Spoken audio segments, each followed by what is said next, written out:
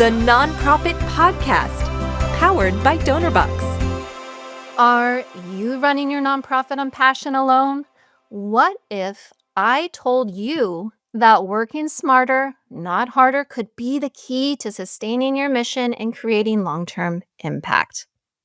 Welcome to the Nonprofit Podcast. I'm Britt Stockert, fundraising strategist at DonorBox.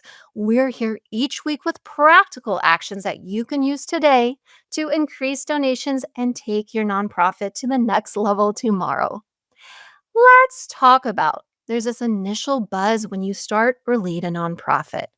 There's the honeymoon phase where everything feels possible, the adrenaline is high, you're on top of the world, and it's like you can do anything. But then what happens? Reality hits. You're managing people, the never ending chase for funding. You start juggling 100 different things and you're asking yourself, oh my goodness, what the heck did I sign up for? Is passion really enough to keep this going? My guest, David Rhode, his career, it spans nonprofit leadership, consulting, education. He's the founder of .org Consulting, the CEO of a nonprofit, an educator at the University of Pennsylvania, and now he's the author of Passion Isn't Enough, a practical guide for nonprofit leaders, which is going to give all of you an honest look at what it takes to shift passion to longevity. David, welcome to the show. Britt, thanks so much for having me. I'm excited. I read your book, and I want to start here. It opens with some really tough but relatable questions for so many of us nonprofit leaders. You wrote, am I over my head? What do I tackle first? What if I can't hit my numbers? And I think these are questions that so many of us face in the first few years. And there is a really vulnerable point in that introduction. You talk about how early in your nonprofit leadership career, a lot of your peers praised kind of the level of passion that you had, right? And you even admitted that you had a level of confidence. And but then you realized like there was a lot of stuff that you just didn't know. And I think that was an extremely refreshing, humble way to frame what so many of us are experiencing, but we're not quite honest. So I wanted to ask you, just to set the stage, can you share what was that moment of realization, that aha moment that, hey, passion isn't going to be enough to sustain me. There are many mistakes that I'm making, there's many accomplishments, but I need to have a reality check. Well, it's such a key moment because, if I reflect back, passion definitely is what drew me into the sector, as is the case for so many people.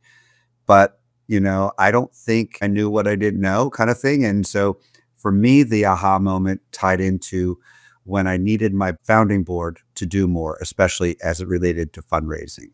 They really weren't equipped, or in other situations, they just weren't capable. And so I felt that I needed to reimagine what that board would look like and kind of hit refresh. And once I did that, I was able to then have a partnership with the board that involved strategic planning. And the board and I were able to kind of grow and sustain the organization together. But the aha moment was realizing that just having board members that were passionate to match my passion wasn't enough. They needed certain skills. I needed to be leading better. And as I figured that out, there was, 2.0 and 3.0 on the board where things really started to take shape. Right. Let's talk about kind of a core theme of this importance of building the right team.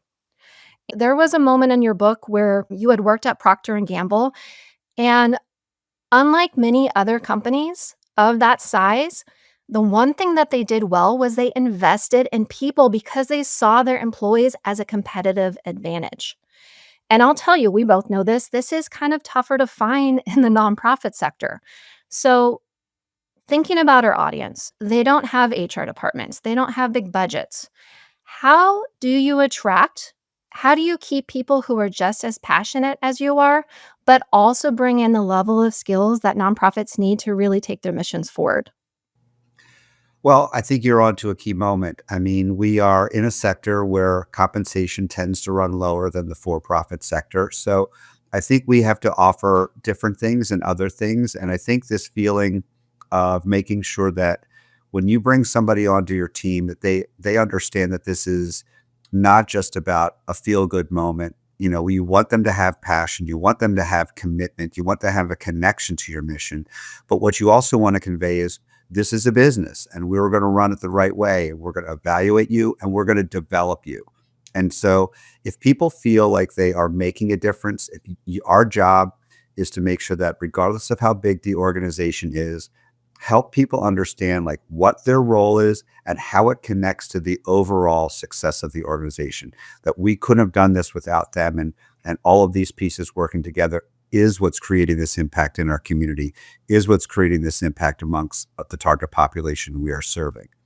I think Mhm. specific things that leaders could do includes the notion of, you know, creating a line item in your budget for professional development. You know, budgets are small and budgets are tight, but if people understand that you are trying to help them grow and you have some resources set aside that enable you to support that, then I think people will understand that they can grow within your organization and see themselves in the future and developing as a professional, not just as somebody who's there for the short term. So I think we really have to, you know, get commitment from the board and get commitment in terms of priorities to making sure that we are developing our people and having these real heart to heart conversations with them about what do they want to see, how do they want to grow, what skills do they need, and make sure they can find them within your organization so they don't have to leave and find them somewhere else. Right.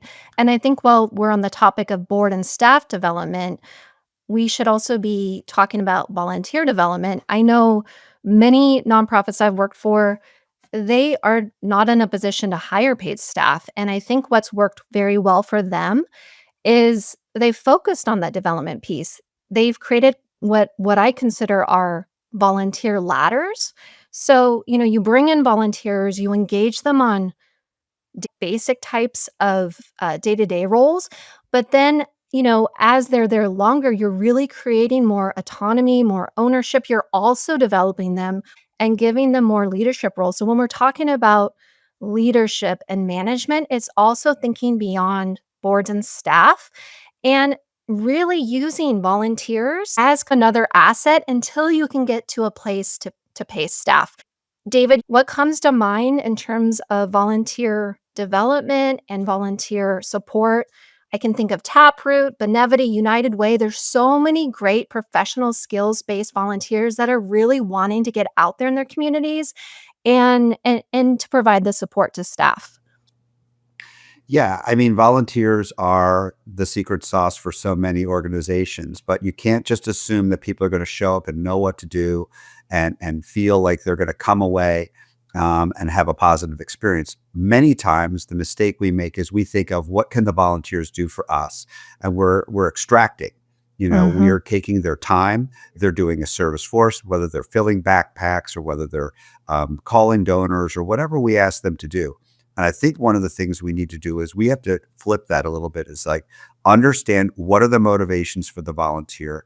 How can we create the experience where they're not just going to do what's in front of them that day, but that they're going to become a brand ambassador and they're going to be leading the fight for our organization when they go back home that day and telling people, oh my gosh, I had this incredible experience. This organization's really got it together. And yes, through that process, you're going to notice that some of those volunteers sort of separate themselves from the others. There's the ones that just show up, and there's the ones that sort of take charge and have certain personality traits. And then you can cultivate them maybe to become board members, but certainly there's room in between there where there are some leadership level positions within your organization. I work at an organization called PenPac, which provides pro bono consulting using University of Pennsylvania alumni as our consultants. And we are truly a volunteer-led organization. We have volunteers leading most of our committees, and our job is to really support them, give them structure, give them room to lead and make a difference, and for us to kind of make sure that they're on track. So you can use this model where it doesn't have to just be paid staff. I think you can, take some risks, frankly, within an organization and elevate volunteers. People are looking for that based on where they are at within their professional journey. Maybe it's people that are later in their career and they're semi-retired and they have time to give back, or it could be moms or dads that are kind of home part of the time, but when their kids are in school, they've got a few hours. And so I think we have to be flexible and agile and figure out a way to take advantage of this vital resource. Right. And to that point as well, not overly rely on the volunteer model. I know so many nonprofits rely too much on volunteers for the bread and butter, and they never budget to build capacity, which is counterintuitive to the work that we're doing, right? In terms of the issues we're addressing and equity and so forth. So thinking a little bit bigger, let's talk about culture. Culture in terms of you can have a solid staff. You can have solid volunteers, but what if you're up against some macro level barriers? How can nonprofits build support systems to reduce burnout and keep their culture strong? We could talk for hours on this subject, but I will try to boil it down to a couple things that come to mind immediately. So I think as leaders, we have a real responsibility to set that culture and to set expectations in terms of the kind of values and the way we want people to be treated. I think this comes down to, at a fundamental level, being transparent, being authentic, being honest. As leaders, we have that ultimately that responsibility. We must be those things. And once we do those things, people feel like when their leader shows up and says something, they know they can rely on that information. So that's at one level. Um, I mean, every culture can and should be different based on what the nature of the community is, of your staff, and what their needs are. I will say this: when I founded Pitching for Baseball and Softball and led that organization, there was one very specific thing that I wanted our team to be, and that was responsive. When somebody called or when somebody sent an email, I wanted us to get back to them right away. I can't tell you literally how many thousands of times people said, "I'm so glad you got back to me right away. It's great." Like, we made this wonderful first impression. And as an organization, you can't emphasize everything. Otherwise, you're emphasizing nothing. So I wanted my team to sort of follow that lead. And I think it was something that we emphasized. And you can emphasize anything within a particular organization. Everyone's culture should be sort of right sized for them. That was a specific thing that I cared about. And I wanted to celebrate it. And when people made these comments about getting right back to people, I would say, "Oh, look at this person." And then they would see the same reactions, and it became a very reinforcing behavior. So culture is about reinforcing behaviors and the right behaviors. And if you have individuals on your team that don't embody those values and those actions, then you have a responsibility to either coach them up or replace them, because the culture needs to be something that is a standard that everybody's held to. I love it. And in thinking about upskilling employees if they're not meeting certain company or nonprofit values, I think it's a two-way conversation. So for example, I think nonprofit employers, as much as they're having to upskill staff to meet the values of the nonprofit also needs to be responsive to the needs and values of those within its culture. Have you heard, David, of the Mom Project? I don't know about the Mom Project. No. Okay. A successful nonprofit. They serve working families. They're also run by families. And what they did, when I think about culture, it was all in terms of just shifting its physical space, right? It set up a 4-day workload. It really embraced flexibility, remote options. And so when we're talking about culture, it's not just aligning culture to those that you're serving, but also those who kind of really maintain your missions. And so just thinking a little bit beyond that. Something that comes to mind that I know you covered in your book, and I know any nonprofit may not even be in this phase, but let's talk about transitions. Let's talk about succession planning. You in your book you had talked about a story about Gary. Um, Gary, he was a CEO of a nonprofit called New York Cares. I think he had over 2 decades of leadership experience, 12 years as a CEO for this nonprofit, which is amazing. And you talked about this moment where he made a decision to resign. It wasn't because he was fired or laid off or ready to retire. Simply, it boiled down to 2 things. He stepped down because 1, his board was equipped, They were ready. They were doing their governance roles. They were trained. They were ready to hire their next leader. And the second part of that was he was ready to pass a baton. And so, to our listeners out there, David, how can they start planning for that transition even when the timing doesn't seem quite right? What advice can you throw out here? Yeah, I mean, it's sort of a charged topic. We don't want to talk about leaving our job, especially if we care deeply about it. We're the face of the organization in most cases. But I do think it's okay to normalize the conversation. And the way you do that is having, a regular open dialogue with your board. Maybe it's just your board president, or maybe there's an executive committee where you talk about the importance of the organization being ready and agile, and what that could look and feel like, and how the organization manages risk. And one of those risks obviously would be if the executive director decides to leave, or gets hit by a bus, or gets ill, or whatever. So I think that the simple steps and the most important steps are a couple things. One is make sure that the work you're doing is documented. We do so many things after we've been in the job for a period of time, like it comes to second nature to us. But we have to put things down on paper. We have to have our stuff organized. So if somebody came to our Google Drive or whatever, that they would know what I'm doing and how I'm doing it. In my situation, when I left pitching for baseball and softball years and years before, I began including more and more people in partnership meetings, so that if I left the organization, that they would have another piece of connectivity to the staff, and that they wouldn't feel like, well, David left, who would I talk to? There was a whole bunch of people they do. And then your job is to make yourself obsolete, and lift up your people so that they can take over those relationships anyway.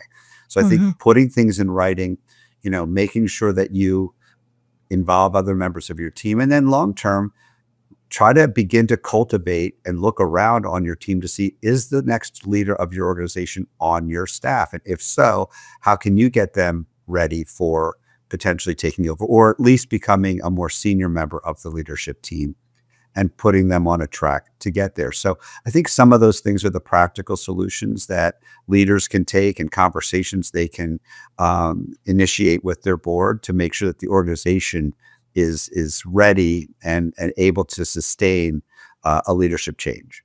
Mhm. And, this might be a question we might get as a result in terms of timing, in terms of documentation and creating a succession plan, and also initiating those partnership meetings. Is there, like, a sweet spot in terms of timing when to bring prospective new leaders in, or is it varied?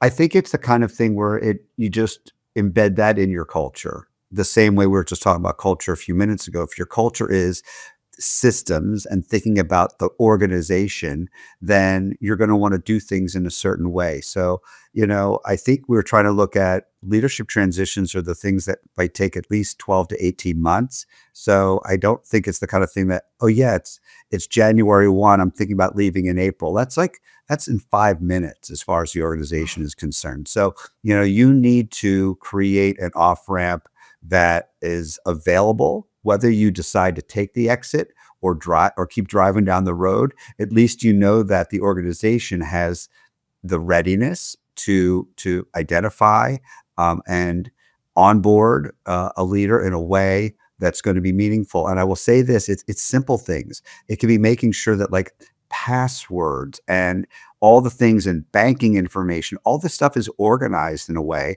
that if somebody else were to take over, that there would be an easy way for you to hand it to them and not start making things up on the fly. And the easiest way to do that is to think about, if I came into a job, what are the things that I would want? And are they readily available to me? And if you take that lens, I think that you can begin to put some things in place that would make a transition more successful. Right.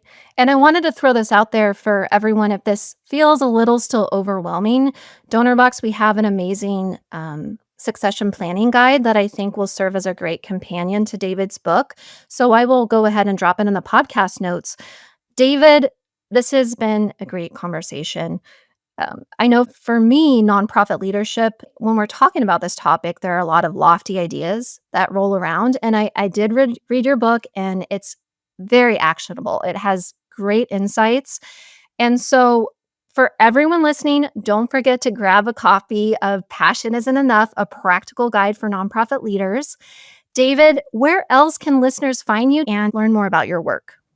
I'm easy to find on LinkedIn. They could also find me through the website for .org, and they could book time on my calendar. Those are the easiest ways to find me. I look forward to getting to meet more folks that way. Great conversation, David. If you're ever in Seattle, let me know. I would love to do coffee with you. Wonderful. Britt, thank you so much. I really enjoyed it. Awesome. Listeners, don't forget to check out the blog I reference on succession planning. It's a great companion to David's book. As always, thanks for tuning in to the Nonprofit Podcast. I hope today's conversation has you feeling inspired and just ready to take that next small step toward lasting impact. Don't forget to download, rate, review, or give us a thumbs up. Your feedback helps others find us. And remember, you're here to help others, and we are here to help you. Until next time, stay inspired. That warm feeling when you help someone, it's not just happiness, it's fulfillment. And we believe it should be available to everyone, from frontline heroes to first-time fundraisers. Our tools empower you to help others. This is our mission. This is DonorBox, helping you help others.